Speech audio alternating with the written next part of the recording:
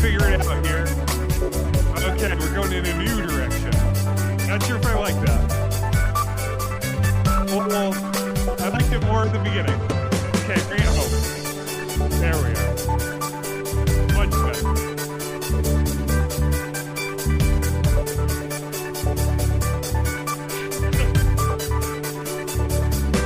That's right. Okay. Well, I never realized you had a house band that you directed live. Yeah, people think that when that tune plays, it's something from a collection of royalty-free tunes that I purchased from a Humble Bundle a year ago. But actually, it's a live band. It's the in-house ad-lib orchestra. That explains why there's someone on the call named K. Eubanks. That's crazy, Grayson. Hey, everybody, it's Quest, the adventure game podcast. How dare you? How dare you swallow that whole thing? You can't take Quest, the adventure game podcast all for yourself. Someone had to do it, Ben. One of you do the first quest and the other do the second quest. Okay. It's time for Quest, the adventure game podcast. No, we were going to take every word. I said podscast. Okay. Grayson, you get on this. I'll do Quest. Ben, you say Quest. Grayson, you say the, and we'll work from there. Okay. But no, it's okay. Quest. The adventure game podscast. No. Okay. Well, we're out of time, folks. Thanks for being here for Quest. Hey, you probably guessed by now. Ben and I, that's PS_Garrick on Twitch and YouTube, and Decaf Jedi on those same places, are joined tonight by special guest Grayson. Grayson, how are you? I'm doing well. I think it's funny that I have a mononym. Like what's like a shared name? Is it a mononym? Yes. I think it's just my life now. I'm just known by one name. Like all the great artists in history. You are the Grayson. Like when I think of a Grayson, you're at some level like the platonic ideal of a Grayson. Exist largely in an abstract hypothetical form. Grayson, I that's actually one of the things I love about kid named Ice Boy is that it's like all caps by Grayson. It's so funny because I thought about that where I didn't I truly didn't think about it. I wrote that real early. I was doing almost like placeholder like just testing out an introduction, like how test the timing and stuff, and then I just never changed it. And then I was like, now I've chosen a mononym for myself. Yeah, I guess. It's weird too because Mussolini is such a beautiful last name. I don't know why you had it. Yeah. Well, all right, you just doxed me. All right, everybody, I'll say it. No, now everybody can just search Mussolini and find out all sorts of bad things about your beloved great grandpa. Yeah. Oh, Benny. All right. Jess, I appreciate that you put up your put on your adult pants and took charge, but I'm going to ask you, how are you doing? I'm doing pretty well. I'm coming off of a very exciting weekend. I attended a Renaissance festival for the first time. Oh, that's perfect for what we're talking about today. That's right. You dress up? I did a little bit. So what I was working you were mostly nude. Well, I did like a gender reversal version of Lady Godiva was what I was going for, a key Renaissance era figure. So and I was asked to leave. I wasn't at the Renaissance fair that long.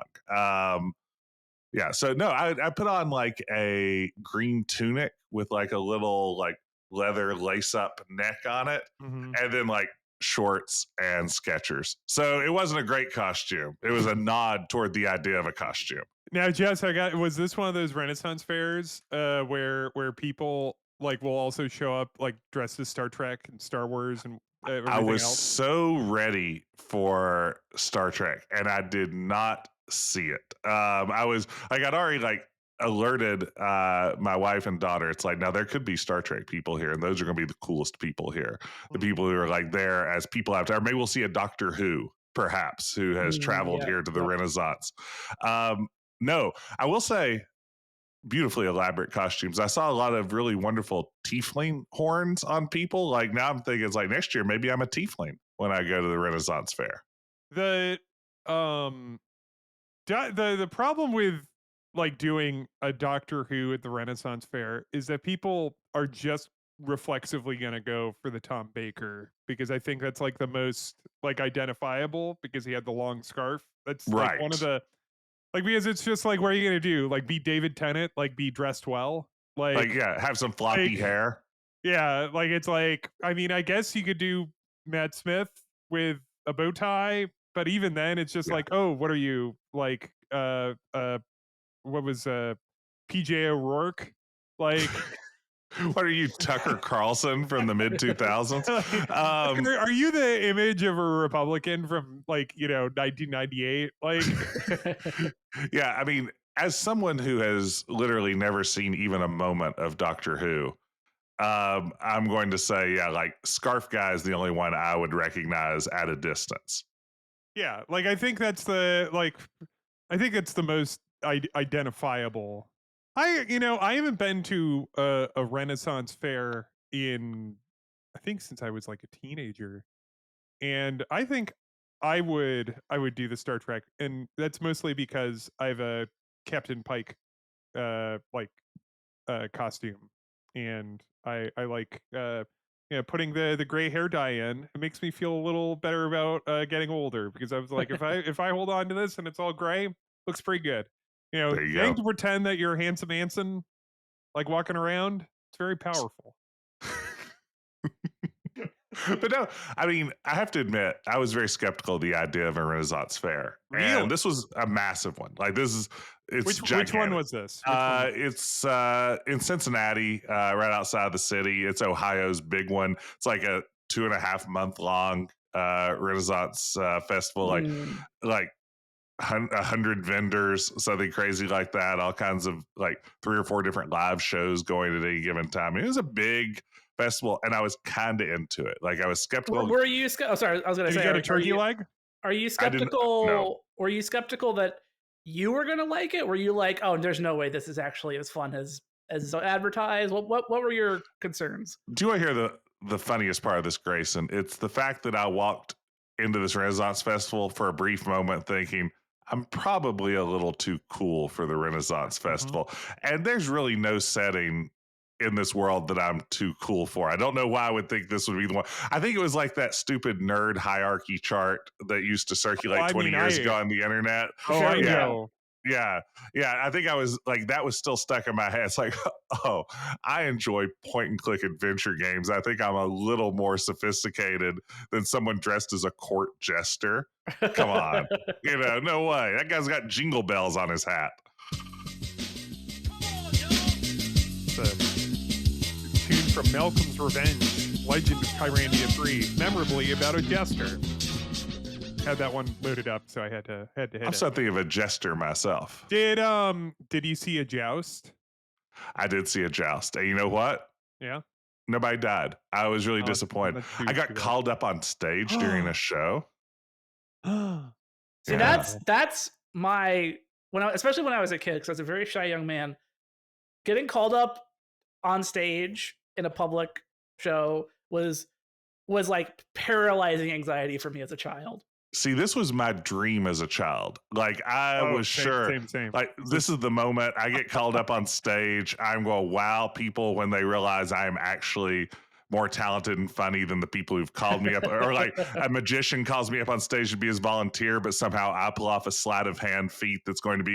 Yeah, this is like what's been going through my. Anytime I'm not like actively thinking about something, I'm in the background thinking about what if I get called onto stage in some context and can really wow the audience. That's once again, Jess, the project of this podcast is discovering that we're very similar. Yes.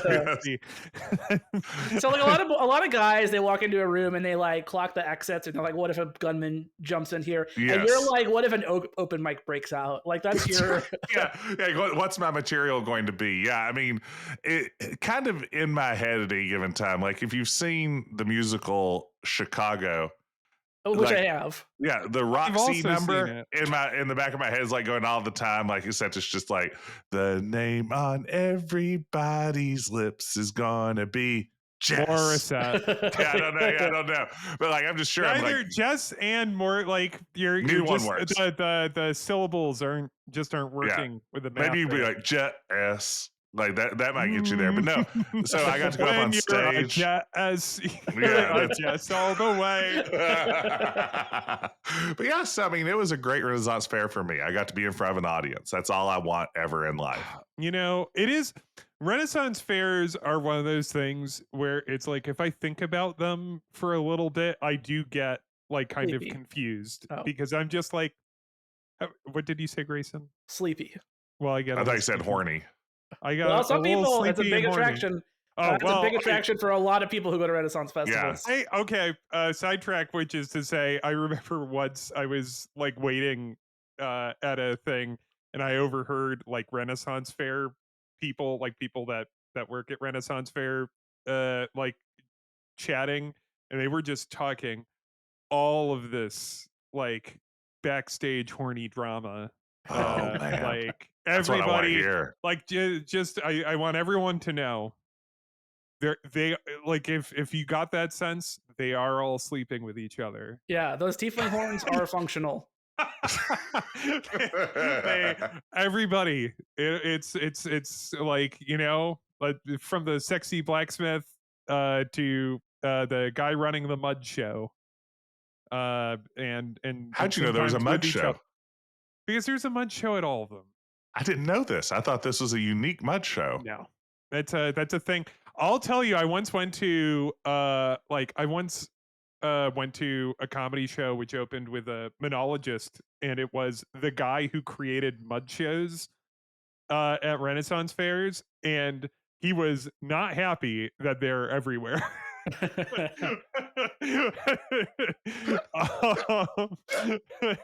is my $1 million idea. There'd be Mud Show the movie right now if they hadn't diluted it. Like it's like, but anyway, but Renaissance fairs are to me one of those things where I can't think about them too hard because I'm just like, how is this a thing? And how is this a thing that's like everywhere? Like how like just there like and it goes all summer. How does this happen? How did this happen? Is it an American phenomenon? Like, do they have Renaissance fairs in England? I assume pockets of England are still just like that. Yeah. Oh, yeah. I don't know. I mean, yeah. Well, it's obviously emulating to our it, international listeners, please tell us. I know, I'm pretty sure in like I think I read somewhere about like in Germany they have like cowboy fairs or something like that. Yeah. Oh, wow. Okay. Like where it's like an old western town, so it's like kind of like that. And so that seems like fun. Imagine I think in going to that, Romania. Yeah, I think in dressing Romania. up like Captain Kirk and showing up at the Western show. Well, that's a great thing about Star Trek because they crossed over in so many eras and genres that they can kind of justify appearing. And obviously, they're they just time travel and dimension travel, so Constantly. they can justify going to any fair. Yeah, justified Western. Yeah. But yeah, you know, I would probably enjoy. When was the last Renaissance fair you went to, Grayson? And don't lie. I think it's been at least 10 years. I actually have on my bookshelf a little pewter statue of Beorn from The Hobbit that I bought at a Renaissance fair. And it's funny because it's just a bear, because Beorn in the Hobbit just turns into a big bear. So this is just a little pewter statue of a bear. And if you looked at it, you'd be like, well, that's a bear, not Beorn, but I know. And it was sold to me as, I know it's Beorn, and it was sold to me as Beorn. So it must be Beorn. You know what I almost bought at the Renaissance fair? There was a robe. A robe. And when I say almost, I say I have a robe now. No, I have my own robe already. Thank you, Grayson. But there was a person making hats while you wait. You just put in your hat order and you walk around the Renaissance fair. And I really thought long and hard about getting the King Graham hat. They had the right shade of blue. there are a folding up Robin Hood style hats, which could, be a precursor to our discussion later today. Do you want to know a secret, Jess? All hats are made Yes. while you wait. You're getting suckered. You're getting bamboozled by one of those Renaissance fair hucksters. It's true. You got me there. But I resisted. I didn't buy a King Graham hat. I wish I did. Well, Oktoberfest is coming up here, and they do sell, at least at some of the Oktoberfests that I've been to in Chicago. There will be someone selling Alpine hats. Well, is it an Alpine hat or is it a Robin Hood folded hat? Like, I think of the King Graham hat as a Robin Hood. I think of it as the Alpine. Oh, really? Grayson, can you break the tie here? Yeah, Grayson, can you break the tie? I think of it as both in exactly equal amounts. Okay, fair enough. Like if Peter Pan went mountain climbing. Yeah. Which it's easy for him. He just flies right up. Yeah. And speaking of Peter Pan, Jess, what have you been playing? Because playing video games is for children. Yeah, and, I'll never grow up. Yeah, that's right. Yeah. Maybe it works. What have I been playing? There you go. Beautiful seg. I've been playing, Ben and Grayson, a little bit of Civilization 6 lately. I've fallen back into Civilization 6, and I have to tell you, I've come to a couple of harsh realizations as I've been playing Civilization 6. One, I am awful at Civilization and always have been. I mean, literally, this is precisely what I study and teach for a living. The conduct of foreign policy, war, diplomacy, all these sorts of things that are the backbone of Civ.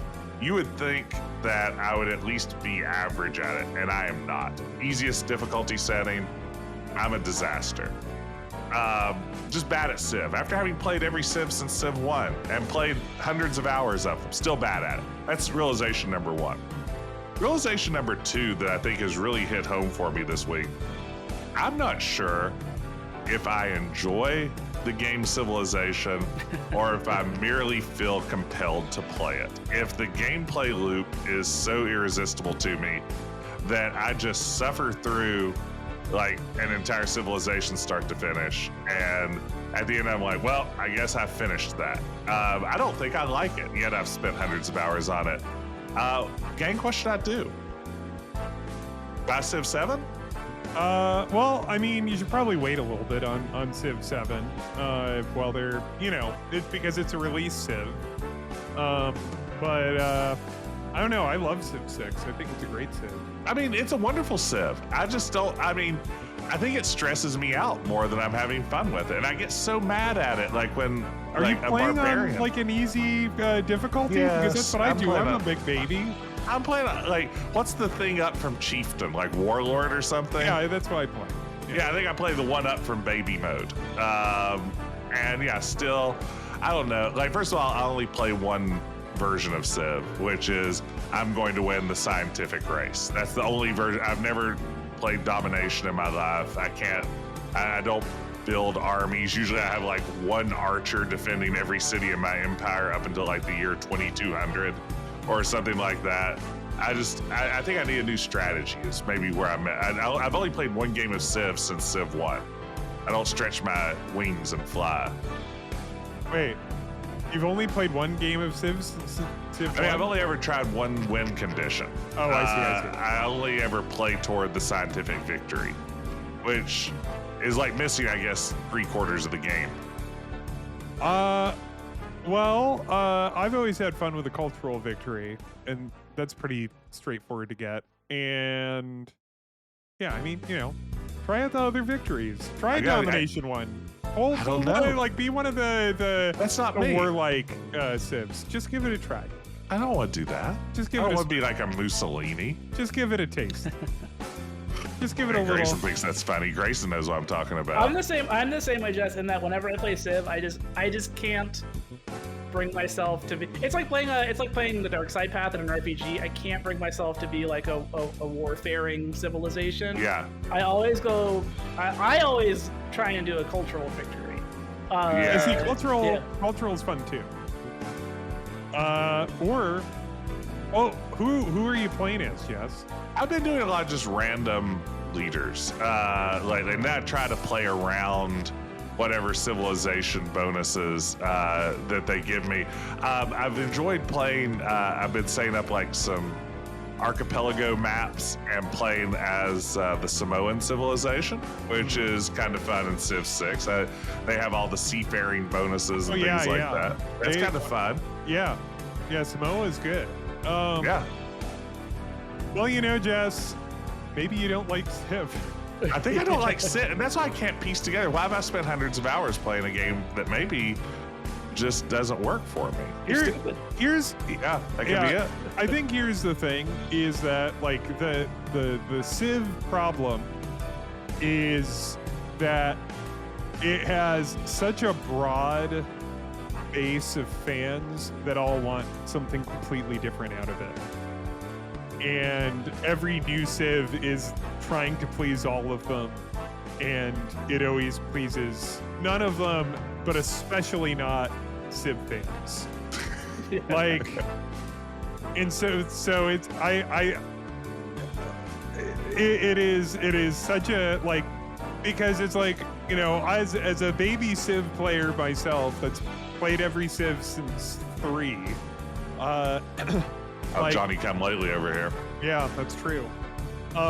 When I play it, I always play it on like, easy difficulty. And so it's like anyone whining about like the AI or something, I'm like, it's too hard. It's too hard for me. I'm a little baby. And so it's like, go ahead. As I say, do you think there are still anywhere out there? Do you think there's like a middle-aged, maybe a little older guy now who just still has because Civ is a franchise where some people who play Civ only play Civ. Do you think there are still people out there who have in a den a Windows 98 PC and they just boot up Civ 3 to this day?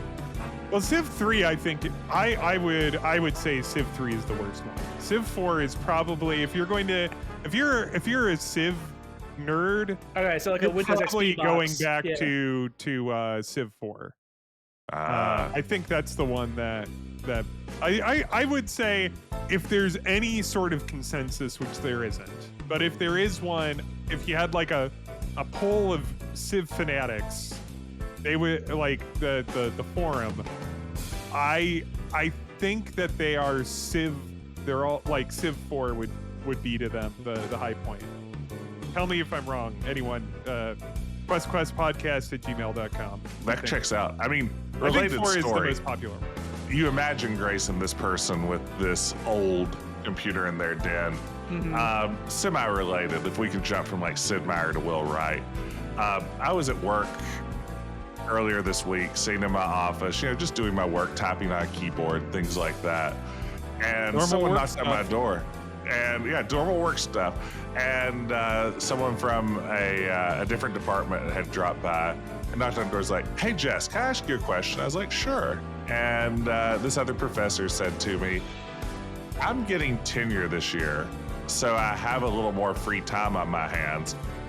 You seem like the kind of person who could tell me how I could play old SimCity games on a new computer." And it's just like, this is good. At the university, if you need to come to someone to figure out how to play, what happens when you get tenure? You could play all the SimCities. That's right. You can do. Yeah, you can. Do you know what this tenured professor? What's this person's SimCity? They want SimCity 2000. Easy enough. Yeah, easy. That's what I said. It's like, so easy. You have so many options to choose from. So easy to get running. Not hard at all. Yeah, for like $6, you can be in business. You're good to go. No problem.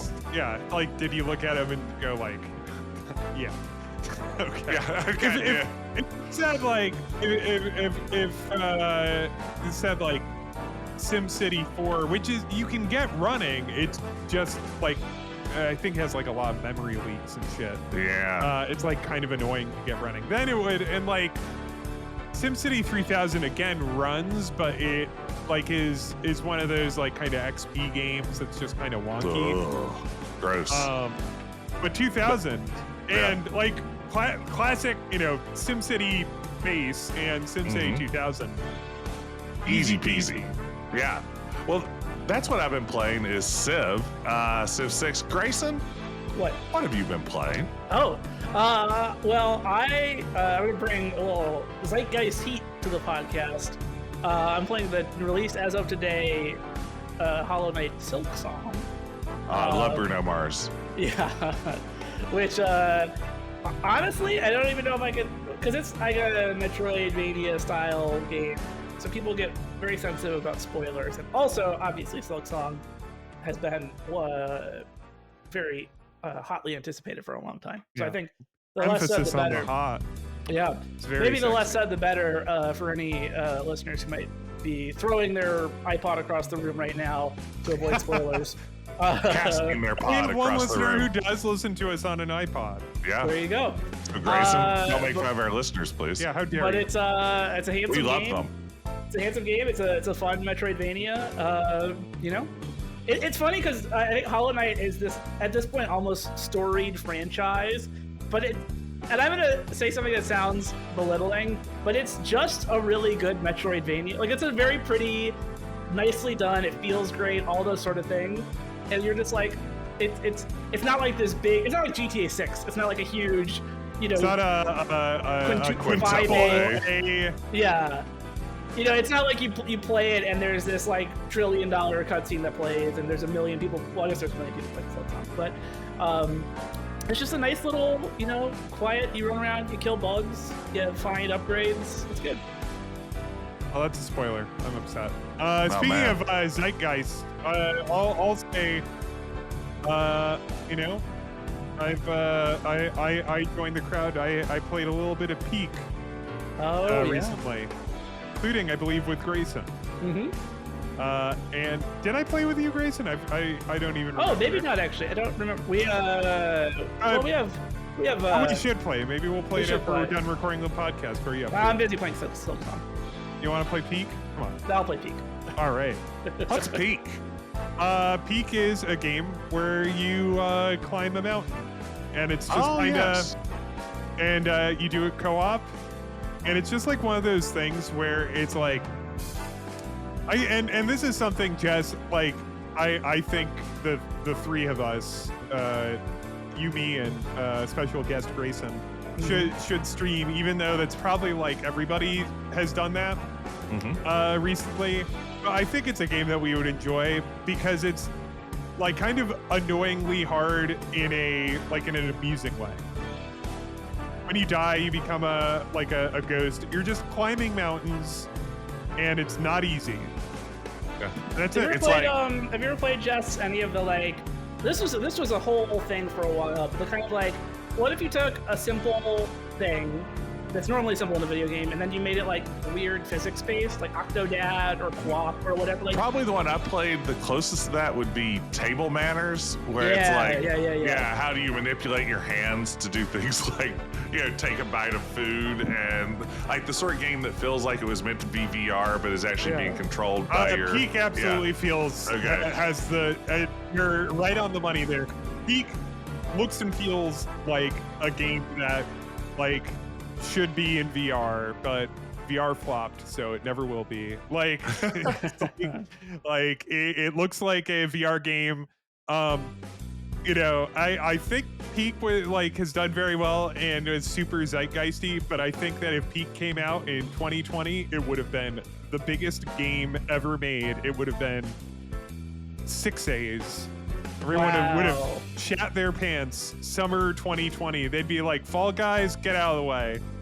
Who cares? We're all It playing looks Peak. adorable. was it Among Us? Among Us was the other big 2020 release. Among Us, go to hell. Yeah, Among Us. What was the other?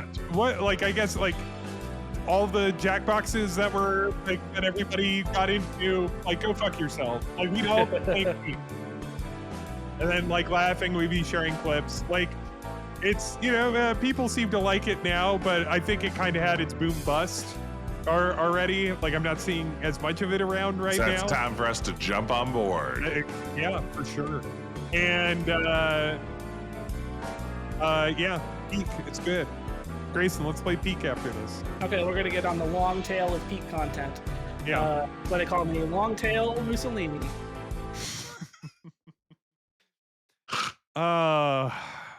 Anyway, it's fun, It is fun. It's rare to play. Like, it's just one of those like comedy games where it's like, oh no, it's actually very funny.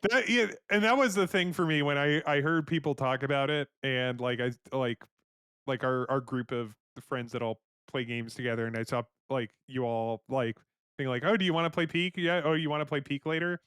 And I just thought it's like, oh, it's just another one of these like fucking games that we'll all play for a week, and then we're done. And I never particularly liked it, and then I played it and I was like, oh, it's fun. It's pretty good. And of course, the garbage game that we constantly went back to. That'd be golf with your friends. That game's dog shit. I'm just saying it. Just saying it. Wow. Team 17, go fuck yourself. That game sucks ass. Wow. Yeah, I support game developers. You could worm yourself a good game. I don't know. Because they made worms.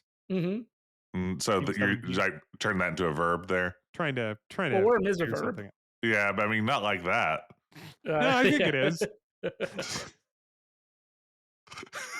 All right, well, we're almost at 40 minutes, so why not talk about why we're here? I had the feeling that we hadn't had enough podcasts about Sierra games recently. So barely talked about them. So we've been getting a lot of emails saying, when do you guys want to talk about a Sierra game? And we just kept emailing back. It's like, we'll get there. We promise. It's one of those things when we were starting out the podcast, I was like, we're not going to just fucking talk about King's Quest every week. And here we are talking about King's Quest. No, we aren't. Oh, we're not. Haha, fooled you. Joke's on you, listener. You. If you haven't looked at the description for this episode yet, and this whole time it was foreshadowing when I talked about a Renaissance fair. That whole part of the podcast was a lie. I didn't go to a Renaissance fair. I'm not a nerd. I just used removed the mustache. That was all set up so we could talk about the 1991 point-and-click adventure game, Sierra's own Conquests of Camelot. This is I was in getting ready for this podcast. I was reading rereading the Digital Antiquarian. I was reading Jimmy on the Conquest of the Longbow, a game that Shout he out likes. to Jimmy. Okay, he likes that. And did Jess say Conquest of Camelot? Did I? Yeah, you did actually. I did. You said Conquest of Camelot. Walk that back. Conquest of the Longbow. Should we get that again? Yeah, let's take it again. I promise I'll edit all of this. Conquest of the Longbow. See, that was again another feint to trick our listener if they read the title and were like, I know exactly where this podcast is heading. Yeah, gotcha. We juked them. But Jimmy points out, he's like, it was like Conquest of Camelot, Conquest of the Longbow, next to the Colonel's Bequest as like the most tortured attempt to fit quest into the title of a game, like in order to keep the brand going. Conquest, especially once you get to Conquest of the Longbow, then it just becomes like extremely nonsensical. Like, well, Conquest of Camelot itself doesn't quite make sense as a title, but it's like, all right, fine, I guess. And then he's got some Crusader vibes going on there, not problematic. But but Conquest of the Longbow, like that, man, I don't know. He also just wields his quarterstaff a lot in the game as well. He just smacks people over the head. Yeah, maybe the conquest is a Maid Marian's heart. Sure. All right, but yeah, we're talking about Conquest of the Longbow, 1991, designed by Christy Marks, Huge Christy Marks fan. I have to say, I was the kid who picked up Interaction magazine, and when I first learned that she was joining Sierra, I was like, I love Christy Marks. I love Jim and the Holograms. Jim and the Holograms as a kid was my favorite anime. I could have watched it just all day long. Are you guys Jim and the Holograms Are we fans? retroactively making Gem and the Holograms an anime now? Is that what's happening? My daughter calls all cartoons animes. so I should start doing that too. I don't know. Are we just we hereby declare Gem and the Holograms is an anime? Well, it's like that. It's like that bit where people call King of the Hill an anime. I think I'm slightly too young to have been contemporary to a lot of what she was known for as a TV writer. Yeah, it was fabulous. I mean, it was a higher quality than average television show to sell dolls to kids. You know what I mean? In the same way that Transformers and G.I. Joe were a little better than most of the toy selling. Did you recognize her name? Like, were you like... Ben, do you think I watched cartoons and didn't pay attention to the credits to know who was creating these works that entertained me so much? Yeah, see, when Grayson I was a special kid. When Grayson and I were children, we knew the guy behind all of the high quality cartoons, and that was Steven Spielberg. Mm-hmm. He put his name on Steven Spielberg's Tiny Toon Adventures, Steven Spielberg's Animaniacs. You knew he was the one doing those animation cells. And that's a stamp of quality, whether it's Tiny Toon's Adventures or whether it's Boom Blocks. Grayson, how like a Boom Blocks reference, especially referencing that was Steven Spielberg's idea, is like just one of those like layup easy jokes. Oh yeah. Steven Spielberg had an idea for a Wii game. It's just a funny thing. And you want to know what? Boom Blocks, pretty good. Yeah, it's not bad. Yeah, you know, not bad. I you know what? I could fuck up some Boom Blocks right now. Yeah, I mean, if you want to play Boom Blocks, just go to your local retro gaming store, and they currently have about 80 copies of it sitting on the shelf. If you'd like to pick, probably for about $6.99, if I had to take a guess, just go grab a copy of it now. Maybe I'll go into my little storage unit and find my Wii and my Boom Blocks, and have a good old 20 minutes. But yeah, now I was excited for this. And I have to say, I think for me, something that I love about both Conquest of the Longbow and its predecessor, Conquest of Camelot, is I think Christy Marks, coming from this background as a television writer, really approaches the adventure game genre from a slightly different angle. I feel like it's very story forward. Mm-hmm. I feel like the kind of puzzles you find aren't the traditional inventory puzzles that typically make up so much of this genre. And I think that's what makes both of these, for me, stand out in such an enjoyable way. I mean, they're very copy protection heavy. I mean, Longbow has so many different copy protection. Camelot is all copy protection. But I'll say this about the copy protection. One, I was going to say, I don't think, I mean, you're streaming it right now, Jess. I don't think Longbow even really has much in the way of has very few inventory puzzles. Right. Like you don't drag an item. Yeah. But I will say, a thing I like about this game is, and a reason I'm on this podcast, even though I normally have an exclusive Jim Walls must be discussed writer in my contract, is Ben and I and our co-host Sarah have streamed this 3 times. I think you and I have streamed it 3 times. Yeah. You, me, and Sarah have streamed it twice. Which is just to say that it another time. Like we'll do it again. Yeah. Which is just to say that like it's a real delight, and it is a game that like obviously we think it rewards even multiple playthroughs, right? But I think with the copy protection, I think that's a good example of the game kind of really embracing this like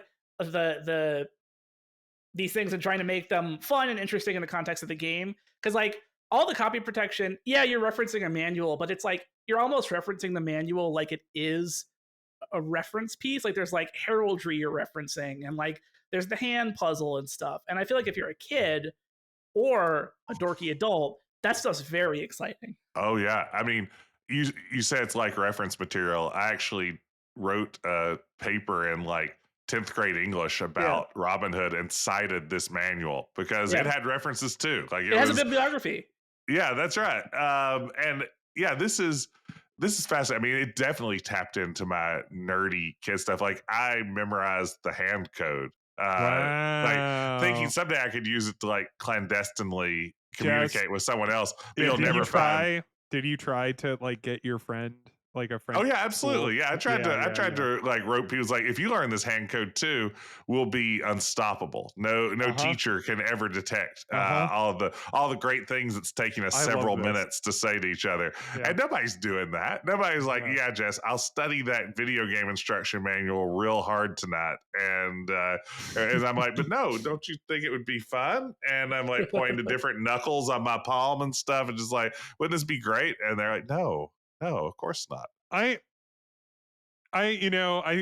think, yeah, a criticism I have of a lot of adventure games is that they are obviously not written by people with perhaps much of a writing background, and that causes a lot of problems. And and then you play something like uh Camelot and Longbow, uh and can't like I know you like Camelot a lot more than me, and to be clear here, I find Camelot very charming. I just don't enjoy it very much as a game. But like Longbow especially, I think what like not only is the writing really good in it, and that's also true in Camelot, because I love that all the descriptions in Camelot My are, lord. well, they're from, it's the voice of Merlin. Merlin who's Yeah. watching you as you play, which I think is a really fun device. Yeah. But in Longbow, the fun thing is that it has this ensemble cast, as it would. Like if you're playing a like a Robin Hood game, you have to have the Merry Men. And so in Conquests of the Longbow, which takes place over like what, like a dozen days around there, right? Yeah, roughly, yeah. Like, each day you start out and you talk to whichever merry men are still hanging out at the camp. um and like you chat with them, and then at the end of the day you chat again with them, and then also that, like, if you die, the like your death screen is them discussing your death. Yes. Like it's just a very like I what I maybe the Sierra game before this that had such a like kind of rich ensemble that I could think of is the Colonel's Bequest, which Yeah. is like another, like, because that's a big like kind of Agatha Christie whodunit mystery. So you have to have like a very well fleshed out cast for that. And like this just has like this great cast, and like all the writing for all of them, like she has like a good sense of voice to it. Yes. And also, like, Grayson said that the manual has a bibliography. Like you could tell this is, and this again, this is true of Camelot, like this is shit she cares about. Like she's one of those people that like loves Arthurian legend, and loves like Robin Hood stuff. And like you could tell that a lot of thought and care went into the storytelling of the game. And of course, like, I know Christy Marks because she wrote a terrible episode of Babylon 5 about the Holy Grail. So it's like this is something that like she's one of those people that just loves that shit. I think that's a very like late 80s early 90s nerd thing, right? Oh yeah. To be Yeah. like, I had a college professor. It won't shock you to learn that I took a class on Arthurian literature in college. I'm shocked. And it was funny because I had a professor who was of that age where it just like there was a period of time where people just loved to adapt that stuff into either literally like doing Arthurian adaptations, or trying to find like modern ways to adapt it. And it was definitely a big fad for a while. Like it was a big literature, novels, TV, movies, all that stuff. Yeah, now I'm just kind of thinking, like, that's just a type of, like, does that type of nerd still has to be around? Oh yeah. But are young nerds, or even nerds like, like in their 30s and 40s, are they? It's Oh, is is this a nerd that's going extinct? is this a Is this like, nerd? Is this a nerd that's going extinct? Or like, yeah, because I I don't know if that's as big a nerd thing I think as it was. I think I have a shot in the dark here of where I think it is, which is I think those nerds still do exist, but there's a little bit more of a worldliness to them. Where not to reference an unpleasant man, but Neil Gaiman's American Gods was kind of like a synthesis of a bunch of different folklore, or just going to place just non-Western mythology. Like there was a novel a few years back called I had to look this up because I always mix these words up in the title. Black Leopard, Red Wolf by a writer named Marlon James, which is all African mythology kind of Oh sort of stuff. It's very yeah. good novel, very good novel.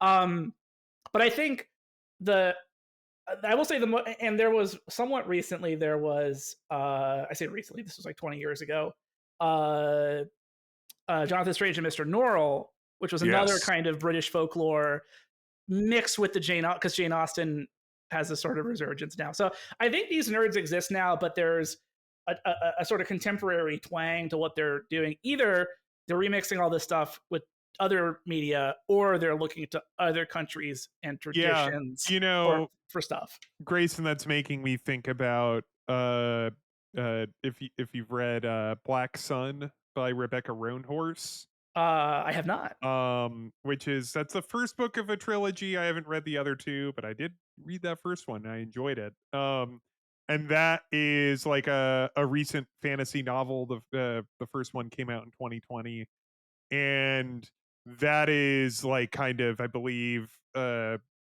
it's inspired by like South and Central American like folklore and stuff like uh like I'm looking here. Roanhorse, this is Wikipedia, of course.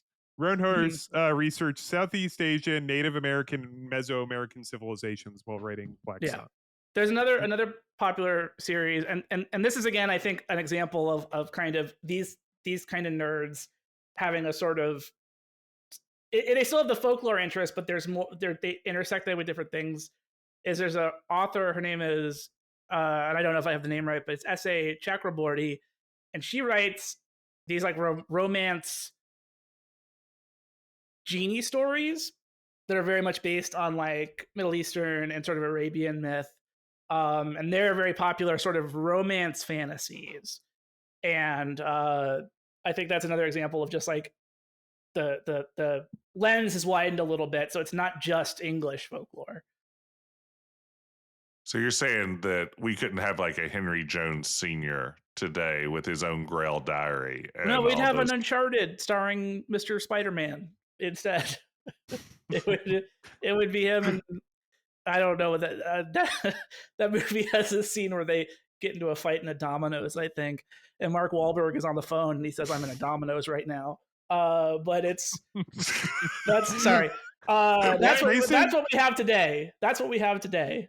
Wow. That's our modern mythology. Yeah. It is Mark Wahlberg in a Domino's. 20 years ago, we had Henry Jones Sr., Grail Diary, Charlemagne, Umbrella, the whole thing. Yeah. Now we just have Mark Wahlberg in a Domino's. But I do think, no, I think to go back to your original kind of thought, Ben, if this is where you were going with it, I do think the idea of like being a nerd who's interested specifically in like Arthur and the Grail, that's like maybe a little passe now. Like that's like that's a very normie mythology to be into. Yeah, I don't think and if in questquestpodcast@gmail.com. If you like, are you a young or young at heart nerd that loves Arthurian legend? I still do. I thought the Green Knight was an excellent. Oh, I mean, the Green Well, Knight. yeah, That movie yeah. kicked ass. Yeah, that absolutely. movie. Yeah, Dev I mean, Patel, what a hunk. Oh my God, he is Alicia Vikander, very good also a hunk. There's two hunks, and don't double show. hunk. Can't beat that. It has pretty graphic imagery though. Don't show it to your children. Yeah. All right, well, that's the Grayson capsule review for the Green Knight. Well, there you have it. I mean, as I said at the top of this, we're talking about Conquests of Camelot today. But all right, but so there's a couple things that really distinguish Longbow. One of which is that kind like certainly not the first game to do this, but very novel for a game like an adventure game in 91, and certainly one of the most flexible versions of this is that it's a game that has a little bit of flex in like how you can play it, how you can be Robin Hood, and how that affects the ending, because it has a bunch of different endings. Right. I mean, you're accumulating merry men and ransom money along the way, depending on how you solve various problems that Robin's confronted with. The solutions to those puzzles send you down different paths that can lead to characters living or dying, characters living happily ever after together.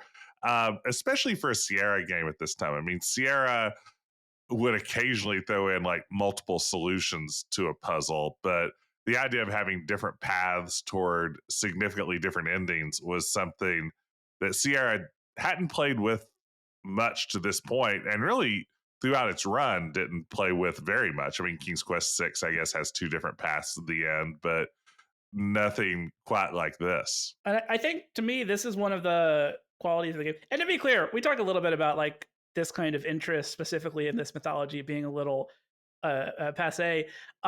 We all love this game, right? This is not. Yeah, this game kicks ass. This game is excellent game, right? So, Yeah. I think the multiple endings thing, and there's obviously like kind of one or two like good best endings. Yeah. But like there's a fairly big spectrum, and I think the multiple endings thing is a kind of very modern feeling quality of life thing. And this is what one reason I love the game so much is like, of all the Sierra games, I think this is the one I would most recommend to like a random person today who's like, hey, I'm interested in playing one of these point and clicks. What's a good one? And I'd be like, the one I can recommend you with the least preamble is Conquest of the Longbow. You can get through it. It's fun. You can kind of finish like it. Whether you play it once or a couple of times or try and get a good ending, like you'll get to an end eventually. It's the and the bad endings are kind of served up almost as kind of gag endings. Like they're some of them have kind of a darkness to them, right? Like there's one where I think Robin is hanged, but like, or yeah. There's some, and maybe we can talk about this later. There's some pretty gruesome stuff that happens in this game, but I think you could just play it through start to finish, and you're gonna you at least get the full playthrough, right? And I think that's a more contemporary feeling in an adventure game as opposed to a lot of older adventure games, which there's one ending or they just constantly throw roadblocks at you. I could tell you that. So we got Conquest of the Longbow when I was a kid. It was in a package of like this like Sierra pack. It came with Hoyle board games, Longbow, Johnny Castaway. Uh-huh. And I think that might have been it. There might have been one other thing, but I don't remember. But Longbow is obviously, I mean, I don't know. Johnny Castaway is still great, and Hoyle Book of Games. And Hoyle Book of Games I still play to this day.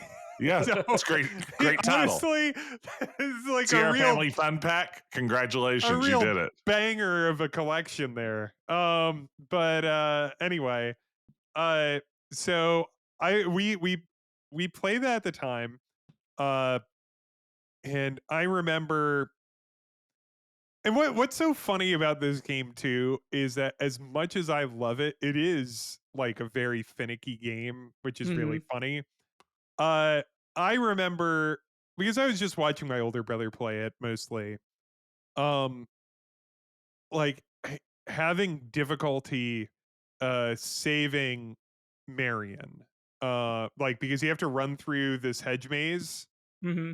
and like you're on a clock and the game keeps going if because Marion is being burnt at the stake, and so you have to first off you have to figure out a good way to distract. Like you have like this menu of options of how the merry men should distract the sheriff's men. And then you have to run through this like hedge maze to give Marion was it like a magic ring that protects Yep. her from fire. Mm-hmm. And but you have like I don't know like 5 minutes. Like you have to do this. And I remember on our playthrough, our first playthrough of it, it didn't happen. Marion died, and we just kept playing. And I just remember like making it to the end and then just being like, huh, I guess Marion died. And my brother being like, no, I really think we could save her. And I remember thinking, because I would just like this concept of multiple end, like I just didn't think of it. I was just like, no, I guess she just died.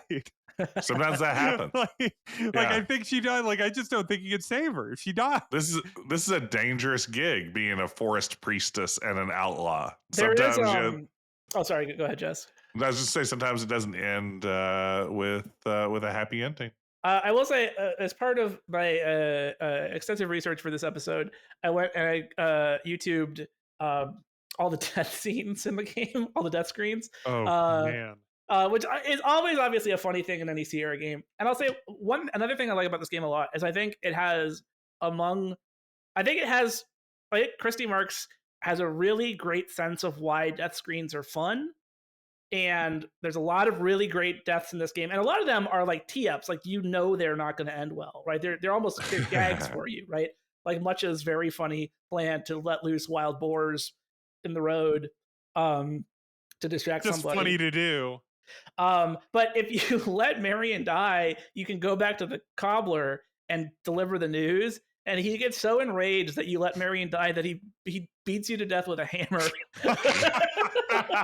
I've never seen that. Lob the cobbler hits you, and then your merry men have like Ben was saying, your merry men. It a little recap. Them, and then it just says like, yeah, that dude beat the shit out of Robin Hood.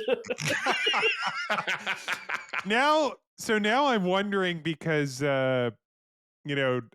Josh, when we spoke to him both on this podcast and then later on that stream, spoke extremely highly of Christy Marks, if you recall.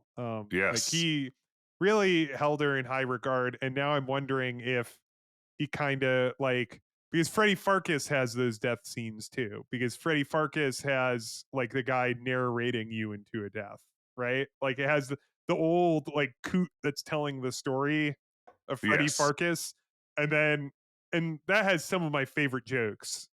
Is when the old coot like explains how Freddie Farkas died, and so I wonder if that was like a thing he saw that in Robin Hood and said, "Oh, I could do that, but make it like just broadly funny since this is a comedy game." Yeah. I think it's a really good example too. As much as people like to rag on the idea of deaths in adventure games, and LucasArts really made a point of abandoning deaths. I think that Longbow is a really strong example of how these can be used well, both to add like more enjoyable content to the game and by way of these recaps the merry men give and everything. And oftentimes, in the case of Longbow, it does what a death should do, which is hopefully at least nudge the player in the direction of this is what you did wrong, and maybe this is what you should try next time around. It's not just, hey, you randomly died because you stepped in the wrong place. It's a feedback opportunity. Right. I think when oh, go ahead, Jess. I was gonna say, when used well, I think death in adventure games is actually a nice part of the genre. I think too. I think that's true, and also with Robin Hood specifically as a protagonist, there's such a cultural awareness of what that story's kind of supposed to be, and how he's That's supposed to, true. and how he's supposed to act. So when I would say, I mean, I'm speculating here, but I feel like most of the like death screen, some of the death screens are just you don't die. Robin Hood just did something so egregiously non-heroic that the game just kind of ends. Or and I he's think, beat to death with a shoe. yeah, Yes, with a But shoe that's- hammer. but Who that's for beats a failing- man with a shoe? but that's for failing to save Marion, right? Like, and so I think But you could whenever- beat the game and let Marion Yes. die. you just don't did. tell Lob. Don't tell Lob. We just- So just we don't go didn't- back to, yeah, We didn't Yeah. go back to. We just didn't go back and Yeah. tell him. yeah, to but this guy we met one time. yeah, but I I think gotta report whenever this back to Lob. whenever you Hey, by the die way, in that game, it's just like, oh yeah, that makes sense. Of course, like Robin Hood would fail if he did that, right? So I think it's both. It both has the game design purpose of the feedback. It has a kind of thematic purpose, right? And then it just has like the Christy Marks like punchiness of it, of just being like funny or shocking or just like a good beat, you know? yeah, it's a lot of fun. Like, and I'm pretty sure I've said this. Like, a lot of the fun for me playing an adventure game is inhabiting a world, and it's such a richly developed world. I mean, we got to talk about, at least for a second. I wrote a phrase down. The vocabulary in the game is so funny. Oh yeah, 'cause we're obviously obsessed with it. Ben and I Yeah. and Sarah, the phrase "Aroint" was immediately just screamed out at us. Locked in But- our head. But I was watching Jess play, and he was talking. There's a scene where he's talking to an abbot, and at one point, I think an abbot kind of like snaps in a piece of dialogue, and he says, "Enough addle-pated questions." And I'm like, "What the fuck does addle-pated mean?" Like, and there's a lot of really obvious, like, so obviously the research was done because there's a lot of very Yes. fun vocabulary thrown in that is, I mean, I think we're all the kind of nerds who are kind of marks for this, of just sort of like really great little sprinkling of just period vocabulary and phrases. I'm a mark for marks. That's exactly right. And I mean, and a lot of it's pretty body humor Yes. also, which is sort of fun. This is a game with a little bit filthier sense of humor than the average non-Leisure Suit Larry Oh, Sierra yeah, I game. mean, it's pretty much just straight up said that all of the evil monks are having sex with each other. Yeah. That it's just this big evil homosexual cult. We talked about this a little bit on the Police Quest episode, but I didn't play this game as a kid. Do either of you have a memory of playing this as a kid? And did you have any? Because it's a body game. It's a pretty violent game. It gets away with it a lot because it's cartoony and funny, and a lot of stuff happens kind of off screen or implied. But like, do either of you have a memory of like, oh, this game feels a little like PG-13? No, I did not get that sense, and I think part of it was that like Robin Hood is just kind of ingrained. Like you just kind of know Yeah. the Robin Hood story, and so that there's like this violence, that he has this like romance with Marion and all of that, and that Friar Tuck spanks the sheriff of Nottingham, which is That's Friar Tuck's thing. But it also I mean, seemed that's- normal to you. Like your memory is that it was just like, yeah, this is the Robin Hood story. Yeah. Yeah, it and this is coming from someone that was scared by a lot of adventure games. I was very Yeah. easily scared, but like nothing about like this game, like maybe the Fens, because they were very mysterious. Yeah. Yes. Like that probably spooked me a little bit. Yeah. But I don't think this was one that really straight up scared me. That's interesting. I think I would agree. Like I don't think at the time I realized this was slightly more mature, and not just in the sense that it's a little body and it's a little graphic at times. I mean, just sort of a more mature writing, a more mature approach to storytelling as well. I think for me, I would kind of agree with me. I mean, this is right around the time like Robin Hood Prince of Thieves is hitting theaters. Sort of Robin Hood stuff is very much in the zeitgeist of the moment. And I think that because of that, I was just sort of like ready for a Robin Hood story. I mean, I was rip roaring and ready to go when this thing came out. According to I've got the antiquarian open here. Quote, in commercial terms as well, Christie Mark's second game was surprisingly successful even in the face of such competition.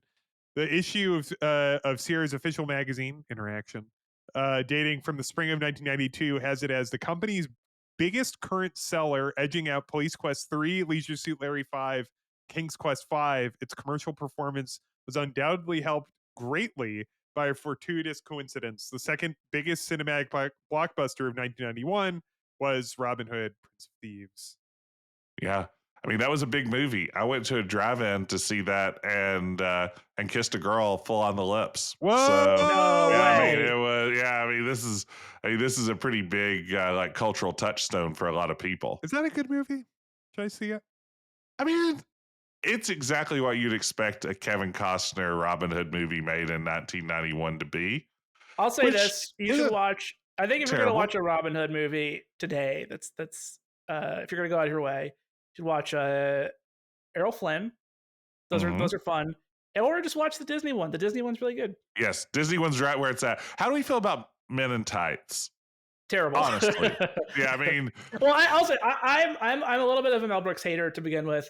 I did grow up watching that a lot as a kid. Like it was I think it was just constantly on cable in the 90s. Yeah. It was inescapable. Yeah. And so I like to me Abe Lincoln. That still makes me laugh. Abe Lincoln.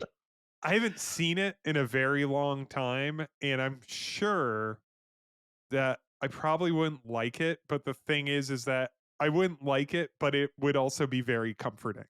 You know? A couple of years ago, our neighbors, we were doing like a back and forth movie night with our daughters together. We have daughters; they're the same age, and like we did like Goonies one time, and then it's like, what's going to be our next movie? And somehow Robin Hood Men in Tights came up as like, wouldn't this be fun and funny to show some kids? And I think we had tapped out by like 8 minutes into the film. Like, okay, yeah, there are a lot of moments in here that are going to require explanation or just me like burying my face in my hands. And I had to a lot of Mel Brooks sex jokes. Yeah, a lot of Mel Brooks stuff that's going to require some kind of... Grayson, you're a Mel Brooks hater. Tell me more about that. I won't belabel it. You don't like the 2,000-year-old man? I don't like the 2,000-year-old man. I don't like Life Stinks. Wow, his big ones. Yeah. I just think, and I'll cop to. I didn't grow up with any of them, and so maybe I just don't have never had the right brain synapses fire to like have that part of my sense of humor. Because like I don't particularly care for even like Young Frankenstein. I don't hate Young Frankenstein, right? It has a lot of talent. The producers? How do you feel? Producers, I do enjoy. The producers is yeah. I say hater, but like I think I just never developed whatever part of your brain responds to his specific like pattern and rhythm. Because it's obviously like he's obviously a man with a lot of talent. He works with a lot of talented comedians. Listen to Grayson backpedal. He also had an incredible son that gave us World War Z. Yeah. I am backpedaling a little bit because it's not like someone who I think it reflects poorly on you if you like Mel Brooks. But I just have never, I just never got it. You heard it here first. Grayson doesn't respect Mel Brooks. Over to you, Ben. I'll be glad when he dies. Wow. Yeah. Well, that's going to be Grayson, what all the really headlines about this episode are. Because it's like there's not even a week between us like recording this and releasing this, but it's like he's 99 years old. He's gonna live at least until Spaceballs 2 comes out. What if he died the day before Spaceballs 2 came out? Well, you put that out there, not me. Wow. But this turned dark. I mean, he's not a young, like he is unbelievably old. Like he Yeah, he's is quite old. He's very old. God, I hope he exceptionally doesn't hear old. this. And so it's just like we can't make jokes like that because it's just like, Do you think Mel Brooks? Do you think Mel Brooks would like that kind of humor? I think he would. well, you don't understand and appreciate, That's what I'm because asking too. Yeah. like Have, you're not as deep a Mel Brooks head as I am. You've yeah. never watched an episode of When Things Were Rotten. I don't even know His what that Yeah. is. Yeah. Have you ever When seen his Things Western Were comedy, Blazing Saddles? I do. I do remember watching that in the back of a car in a road trip. We set up like a wow, the road perfect trip way to TV. watch it. We set up like a road trip TV. This must have been right before everyone just had a phone that you would gladly watch a movie on. We set up like an old fashioned road trip TV, like we some kind of cage for it, and we put it up. And we watched Blazing TV Saddles. cage, yeah. We watched Blazing Saddles, and I you know what I remember as far as movies I've watched on a very long road trip in the back of a car, I remember liking it. When This guy Things Were can't get enough Rotten Mel Brooks. was his short-lived TV show about Robin Hood, and he Okay. adapted many of his jokes into That Robin Hood, fabulous movie. Men in Tights. So there you go. Anyway, some other things that are great about Conquest of the Longbow. Well, you know what? Actually, let's hit some of the stuff that is kind of weird about it. It's funny, like if you're going to make a Robin Hood adventure, you have to have him shoot a bow and arrow. Yep. And if you're gonna have him shoot a bow and arrow, like it's got to be a mini game. You've got to have a bow and arrow mini game. Now, fortunately, and this is an improvement over Conquest of Camelot, you could just straight up like turn that off, and like you just click on something with your bow, and it's just like, wow, perfect. Just like the real Robin Hood, he wouldn't have to work very hard to shoot a great shot. It would just happen. Like, and then like there's combat with the quarterstaff, but of course, which you could also just like turn all the way down, easy peasy. But then there's a thing that you just streamed, just last night, Jess. Comically, it forces you to play a board game, which is very funny. And an Nine Men's Morris. An obscure board, as far as I'm aware, obscure board game. And not a lot of kids grow up learning how to play Nine Men's Morris. Jess, was it you or someone else? Like, I remember one of the times that we were playing Robin Hood on the, like, when we were playing Longbow on the stream, and got to the Nine Men's Morris section. Somebody in chat, it might have been you, Jess, was like, this was a thing that they really pushed with the game. Yeah. Like, this was a really exciting thing that it came with this game. If I recall correctly, it on the box like art? the box itself came with a rolled up Nine Men's Morris board. So you could play it. It's a screenshot on the back of the box. Yeah, it's like a whole Hoyle's game built into your adventure game. I mean, yeah, this was like a big selling point. It's like we have created maybe the first computer adaptation of Nine Men's Morris. It says here, test your wits on an authentic medieval board game, Nine Men's Morris. And here's the thing. So, like, you had trouble with it last night, Jess, when I was watching. Shockingly. And when, like, the first two times we streamed it, I just, like, you can, if you have the difficulty set to 0, the CPU like opponent follows the exact same pattern every single time, so you can just like cheese it if you follow like a very exacting walkthrough. But I think you can also beat it. Time, you beat it. Yeah, you beat it. That's what I'm saying. Ben. The last time we played it, I beat it, and then also at the end of it, I was like, you know what? Fun game.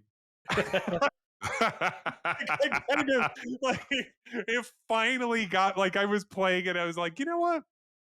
I get it. I get Yeah, why they were so proud of this. yeah, I mean, as a kid, that's what I had to do. I wasn't going to like find patterns or, it's like eventually I just had to figure out how Nine Men's Morris worked and just win a game of Nine Men's Morris. And I will say, as a kid, it was very satisfying. Like, it probably took me several tries to do this. And when I finally did it correctly, it's like, I did it. Nine Men's Morris. It's an actual non, like, this is not a fair comparison. But it's not like when you finally beat the dice game in Codename Iceman and you want to throw your computer out the window, right? It's like that's pure horseshit. Whereas this is just like a regular board game with like rules you can learn and get better at. You know, it's there's like, am I playing Nine Man's Morris every weekend now? No, but it's not the word. You know, for a mini game in a video game, you could do a lot worse. Grayson, when you go to like tabletop conventions, do you see a lot of people playing Nine Men's Morris? You know, I should start to see if I now that's making me wonder if at like Gen Con, are there like rooms for like weirdos who only play like authentic like 12th century board games? There must Why be. didn't I show up to the Ren Fair with my I was Morris just board? about to say that, Jess. You could show up to the Ren Fair dressed up as Smelly or whatever his name was. Captain from the start of Generations, played by Cameron. Oh yes. Like the captain of like the shitty captain that Kirk like pushes out of his chair and goes like, "Hey, let me take care of this whole Nexus situation." You should show up in that cosplay. He's wearing a maroon uniform, right? Like that's but I think it's like it's like the cheaper ones that are a little redder. Well, it's not like the good those uniforms right after. Yeah, it wasn't like the good T-Walk uniforms. Yeah. Can I bring up what I think is the weirdest thing about the game? What is the weirdest thing you think about Nine Man's Morris, Grayson? Not about Nine Man's Morris, about Conquests of the Longbow. About Conquests of the Longbow. And Grayson. that is, I think I genuinely bring this up because I don't know how I feel about it, but the protagonist is Robin Hood, and he's like kind of a turd in the game. That's what's like, great about he it. Is. Like he's very mean, and he's constantly stealing clothes from beggars. Constantly. Can't get enough. Well, he gives them, but they always say, but he gave me a great change of clothes. Yeah, it's very funny because I think obviously there's like, you know, Robin Hood is a kind of a scoundrel and he's a trickster figure, right? Yeah. But in a lot of representations, it's like, well, he's hot and very clever and funny and quippy and all that sort of thing. So he kind of gets away with it. I don't think the Robin Hood in this game is like particularly funny, but I don't think it's not like he's trying to be and he's failing to be. I think it's really. I would be curious to hear what the Christy Marks, you know, oral history of this character is. Like, what was she shooting for? Because I think it achieves something. There's a definite feeling you have about this character. He has a weird vibe. Like, you know, so much of the game is, you know, you start off your day, you go to Watling Street Overlook, and you see who's coming down the street that day, so you can usually go and steal their clothes from them. Like, is this game making fun of Robin Hood? Yeah, like, it's a little hostile. Like, he'll go down there and he'll be like, "Why don't you give me thy clothes, beggar?" And the beggar says, "No, I'd prefer not to." And then Robin will just, like, rather than some sort of clever quip, a lot of times it'll be like, "I could just simply beat the shit out of you." and the beggar's like, "I wish you wouldn't, my lord." Like, is it making fun of Robin Hood? Because as Ben said, it's a great ensemble game, and there's no shortage of like all these great side characters who are like funny or sweet or like you're you want to help them, like the old lady and her 3 large sons, or they're like dumb, much. Yeah. Like there's no shortage of like really quickly and well drawn characters, right? So I would, the last explanation I would go to is that Robin Hood is a failure of some execution, but it does almost feel like he's kind of an asshole to make fun of that kind of protagonist. I don't know, like I can't speak to the author's intention. I can say that I think it's kind of funny that he's like a jerk. Like that just is. I just kind of find that amusing. Like it's like to write like this hero, and it's like, yeah, of course you like him. It's Robin Hood. You gotta not like Robin Hood. I mean, look at him. He's Robin Hood, and you play him. Yeah, and Like, he's what are you kind of gonna do? dashing. What are you and, gonna Like do? he's going through the motions of what a Robin Hood-esque hero would be doing. But yeah, the execution is a little odd at times. No, That's what's great about it. I love it that. is. It's such. I mean, yeah. And again, this is a game we all love, and just this slightly off characterization. It'd be so easy just to make him like the swashbuckler who's always cleverer than everyone else and always has the perfect quip for the moment, and he doesn't quite have that. Like his interactions with Marion are largely awkward, which I Oh kind of yeah. like. Oh, Yeah, I mean, so and, good. and and not like in like the Guybrush Threepwood can't talk to women sort of way, but like in very much like I am in no uncertain terms telling you, Marion, that I would like to sleep with you here in this willow grove, and her just sort of rebuffing him at every turn, and him just Marion really not seeing. Yeah, is very is the Marion characterization I think is really great because it is this perfect sort of like she's this very willowy, dreamy sort of like lady of the woods, uh, and then she has all this great like kind of ornate language and that's sort of like the kind of mystical Marion language. And then she's just like pretending not to get what Robin Hood is doing. yeah, Like, yeah. Yeah, it's good. What are you gonna do? What are you gonna do? Sometimes it's just a good game. Any let's see. I'm trying to think of some of the other stuff I really I mean, like. it's beautiful. I played it in the 16 color version as a kid, which isn't quite as beautiful. The EGA could use a little work, but I mean, it's a beautiful game. it's a The, fairly total. Sounds It's a great. total package, right? In that it's like Yeah. funny and well written. You can play it multiple times, and then also right, it's got a nice look to it. It has like a nice soundtrack. Maybe I don't know that the soundtrack is like as spectacular as some of them, like because some of the like the standards for like adventure game soundtracks are so high. Like the most beloved ones are like very beloved, but like the soundtrack of this game is well, like it opens perfectly up. What's that? with a song. Yeah, but that's Oh what I'm saying. This man. game, the soundtrack's like perfectly up to the task. It's fun. It's nice and lovely, and there's even fun. Like it brings the soundtrack into the game and the writing at Yeah. times. Oh yeah, because Alan Adale, Yeah. he's always singing. Yeah. I can't believe I haven't brought up the fact that it opens up with a song that you can sing along to Yeah. Oh at the yeah. beginning. I think And he that's narrates some awesome. of your deaths too. Every now and then he'll actually give the like a funny little Alan Adale couplet for why you died. Do do do do do do. I think that's what that one is. Yeah, that's it. That's the one. Do That's the one. do do do do. Yeah.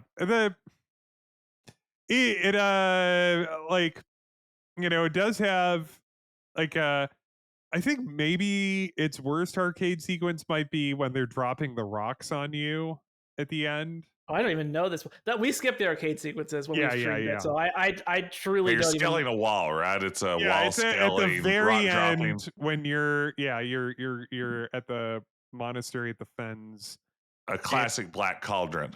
and they're dropping rocks on you. I'll also say we spoke about this a little bit last week. The One Short Eye on Longbow is really good. The Oh yeah, YouTube, this is a game with so many complex systems in it that it is completely breakable by speedrunners in some fascinating ways. Like by the time you put in arcade sequences, multiple solutions to puzzles, multiple endings, and everything else, it just makes it a playground for people who want to exploit and break this game, which makes it fascinating. I think It is an incredibly complex game under the hood. Richard Cobbett also wrote a very nice piece about it for PC Gamer, if I recall correctly. That's very good. Yeah, I mean, this one's a beloved one. I mean, is this the time to reveal? Yeah, it's time for the big reveal. The big reveal. It's not really Folks, a big reveal. We've been talking this over. Like the genesis of this episode. First of all, it didn't include Grayson. He was added at a later date. I think that's important to note at this He was point. just looking through the window. And I'm to be clear, I'm recording from the other side of the window as well. Yeah, that's why it sounds a little off. It's through a pane of glass, but and the pain of being excluded. We talked about this sort of possibly as an effort to start outlining what we here at Quest, the Adventure Game Podcast, might consider something of a canonical list of great adventure games, maybe a Hall of Fame, if you will. And I'm happy to announce the first inductee into the Quest, the Adventure Game Podcast Hall of Fame is Conquests of the Longbow. Can we also retroactively just add some of the ones that we've done episodes on, so we just don't go back and like have to do? I mean, I guess. I mean, yeah. Space Outlaw. So what else is in there? Space Outlaw. Hypnospace Outlaws in the Quest Hall of Fame. Yeah, you happy with that? Is that okay? I mean, I guess if you're just going to drop it on me right here on the moment, I guess. Yeah, I mean, wow. What am I going to say? No. Yeah, I'm asking you now. I mean, yes. Great. Let me. I'm looking through our Wayne's World. Yeah, Wayne's World. Not in the Hall of Fame. Wow. Sorry. What a dick move. And let's see. Did we did a Norco episode, right? We did a Norco episode. Did Norco, yeah. I would put that there. You want Norco's that in the Quest Hall of Fame. Okay. Congratulations, Norco. I could stop there. Just those three, I think. Beautiful. Well, there are your first three inductees into the Quest, the Adventure Game Podcast Hall of Fame. And you know what? I think at this point we can induct Grayson into the special guest host wing of the Quest Hall of Fame. Yeah, over Josh. Yeah, sorry, Josh Mandel. Grayson's been here more often. Take that, Francisco. Yeah. Hey, Richard, take a hike. You know, it's funny. We're all friends outside of the podcast. So, I mean, me and the other guests you've mentioned, not us three. So, you know, yeah. When you get together to talk about the podcast with each other. Yeah. You've met Francisco. Yeah, lovely man. I had a great time. Yeah. And I'm aware of Richard and Josh. I'm thinking of that episode of The Tick where all the sidekicks are hanging out in a shed while all the heroes are in the party together. I think that's the Mad Bomber What Bombs at Midnight episode. Never saw The Tick. Is that worth watching? Very funny. It's actually okay. Oh, right. Wow. That was yeah. Oh, okay. Yeah. Well, yeah. It's The Tick is genuinely. How was the Peter Serafinowicz one? I have not watched any of the live action ones. Podcaster Griffin Newman. I've not watched. Wait, are we talking live action Tick, or are we talking? Yeah. I was talking like we were starting with a cartoon. Yeah. And then I asked how the live action one is. How's the live action one? The cartoon one is in the Quest Hall of Fame as well. Okay, the live action ones, I don't know. Yeah, I haven't seen the live action either. I do like Peter Serafinowicz. It's very funny. Who doesn't? You know? It's got Putty. It does have Putty, doesn't it? And you know what else? Another member of the Quest Hall of Fame. Tales from Borderlands. Yes, absolutely. I'm going to put in a vote for that, Ben. It could be this one is a tie, so it won't enter in this inaugural Grayson, class. It can win a daytime Quest. You know. Yeah, it was for technical achievements. Yeah. In voice acting. Yeah, it was in the afternoon show that only aired online. It was a web broadcast. Yeah, they mail you your award, and it's just a piece of paper. Well, there you have it. Welcome, Conquest of the Longbow and those other games we mentioned to the Quest Hall of Fame. I don't have this applause loaded in, so just think these are claps. Just think that was applause. All right. Imagine the opposite of that, I guess is what Ben's saying. Yeah. All right. Well, this has been Quest. Thank you so much for joining us, Grayson. What do you have to plug? Well, as always, I'd like to plug the stream I do with Ben every Tuesday at twitch.tv/whatever ben.com and yes_Garrick, you piece of shit. Yeah, and then check out go to one of Jess's classes. Learn something. Oh, yeah, no, I'm teaching some really great classes this semester. What do you got in the hopper this year? I've got Intro to World Politics. Good. I have international organizations. If you ever want to learn about the UN or the EU or NATO, sounds and good. I have War and Popular Culture. Oh, is that's the only good one, really? Oh, we're watching Dr. Strangelove next week. Ooh, that sounds Good like movie. fun. Yeah, that's a good movie. That's a good flick. Can you imagine, like, someone worried about fluoride in the water, like, getting a hold of power in our government? How scary that would be. Yeah. Good night, everybody. All right, quest podcast at gmail.com. Give us a good review. Join us next week when we talk about some other Sierra bullshit.